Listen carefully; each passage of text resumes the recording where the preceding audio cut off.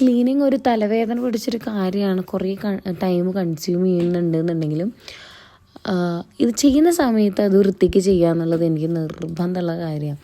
ആണ്ടിലൊരിക്കലായിരിക്കും ചിലപ്പോൾ ചെയ്യുന്നുണ്ടാവുക, അതായത് ഈ വക കാര്യങ്ങളൊക്കെ കേട്ടോ, ഷെൽഫ് ക്ലീനിങ് ഒക്കെ. അപ്പോൾ അത് വൃത്തിക്ക് ചെയ്യണം, അല്ലെങ്കിൽ പിന്നെ ചെയ്യണതിൽ അർത്ഥമില്ലല്ലോ. ഇത് ഈ പിക്ക് കണ്ടില്ലേ, ഈ പിക്ക് എന്ന് പറയുന്നത് ചെറിയ ആളുടെ ഫസ്റ്റ് ബർത്ത്ഡേക്ക് എടുത്തതാണ്. ഇത് ലെവിസാർഡൻ സ്കൂളിൽ എന്തോ ഒരു ആക്ടിവിറ്റിക്ക് വേണ്ടിയിട്ട് അവൾ കൊണ്ടുപോയിട്ട് അത് അവർ തിരിച്ചു കൊടുത്തപ്പോൾ അത് അങ്ങനെ ടേബിളിൽ വെച്ചിട്ടുണ്ട് കേട്ടോ. അത് കാണുമ്പോൾ നല്ലൊരു രസം, ഒരു സന്തോഷം. അങ്ങനെ അതെ, ഷാർപ്പൻ ചെയ്തത് ഒക്കെ അല്ലേ അവർക്ക് വേസ്റ്റ് ഇപ്പോൾ അധികമൊന്നും ഇടാണ്ടാവില്ലല്ലോ എന്ന് വിചാരിച്ചിട്ടൊരു കുഞ്ഞു വേസ്റ്റ് ബിൻ മേടിച്ചത്. എത്രത്തോളം നിറക്കാൻ പറ്റുമോ അത്രത്തോളം ആത്മാർത്ഥതയോട് കൂടി എൻ്റെ കുട്ടി നിറച്ച് വെച്ചിട്ടുണ്ട്. ഇനി ഇതേ അടുത്തത്, അടിയിലത്തെ ഷെൽഫ് തുറന്നപ്പം 1ാം ക്ലാസ്സിലത്തെ ബുക്ക്, 2ാം ക്ലാസ്സിലത്തെ ബുക്ക്, എന്തൊക്കെയോ കുറേ ഫയലുകളും കാര്യങ്ങളൊക്കെ കൂടി പുറത്തേക്ക് ചാടിയിട്ടുണ്ട്. മെയിനായിട്ട് ഇവരെ ഹോംവർക്ക് സബ്മിഷൻ ഈ പേപ്പേഴ്സായിട്ടാണ്. അപ്പോൾ തന്നെ കണ്ടമാനം പേപ്പേഴ്സും കാര്യങ്ങളും ഫയലൊക്കെ വരും.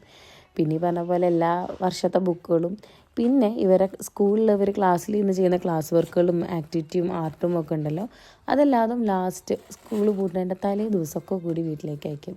അപ്പോൾ ചിലതൊക്കെ നമ്മൾ അവരിരുന്ന് ചെയ്യുന്നവരോരോ ക്രിയേഷൻസ് അല്ലേ, അപ്പോൾ നമുക്കത് അപ്പം തന്നെ എടുത്ത് കളയാൻ ഭയങ്കര ബുദ്ധിമുട്ടായിരിക്കും. അത് കാരണം അതപ്പോൾ തന്നെ എടുത്ത് കളയാണ്ട് എടുത്ത് വെച്ചിരിക്കുന്ന കുറേ സാധനങ്ങളുണ്ട്.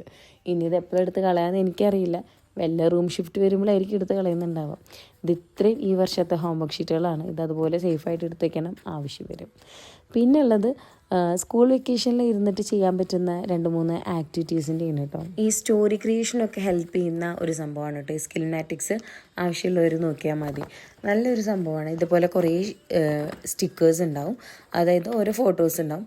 അത് വെച്ചിട്ട് എന്ത് ചെയ്യുക, സ്റ്റോറി ക്രിയേറ്റ് ചെയ്യുക. അപ്പോൾ ബുക്കിൽ നമ്മൾ സ്റ്റോറി ക്രിയേറ്റ് ചെയ്യുന്നതിനനുസരിച്ചിട്ട് ഈ സ്റ്റിക്കേഴ്സൊക്കെ ഒട്ടിച്ച് വെച്ചിട്ട് നമ്മൾ അങ്ങനെയുള്ളൊരു സംഭവം. അപ്പോൾ അത് മേടിച്ചു കൊടുത്തിട്ടുണ്ടായിരുന്നു, വെക്കേഷൻ്റെ സമയത്ത് ചെയ്യാൻ വേണ്ടിയിട്ടുള്ള ഒരു യൂസ്ഫുൾ സാധനം എന്നുള്ള രീതിയിൽ. പിന്നെ മേടിച്ചു കൊടുത്താണ് ഈ ബീഡ്സിൻ്റെ. ഇത് സാധാ എല്ലാ പെൺകുട്ടികളും ഉള്ള വീടുകളിൽ കോമൺ ആയിട്ട് കാണുന്ന ഒരു സംഭവമാണല്ലോ. പിന്നെ ഇത് കുഞ്ഞു കുഞ്ഞു സാധനങ്ങൾ എടുത്ത് വെച്ചുകൊണ്ട് ഒരു ട്രഷർ പെട്ടിയുണ്ട്. ഇതൊക്കെ കൂടി ഒന്ന് ഒതുക്കി വന്നപ്പോൾ തന്നെ സംഭവം അവളുടെ ടേബിളെല്ലാം ഏകദേശം സെറ്റായിട്ടോ.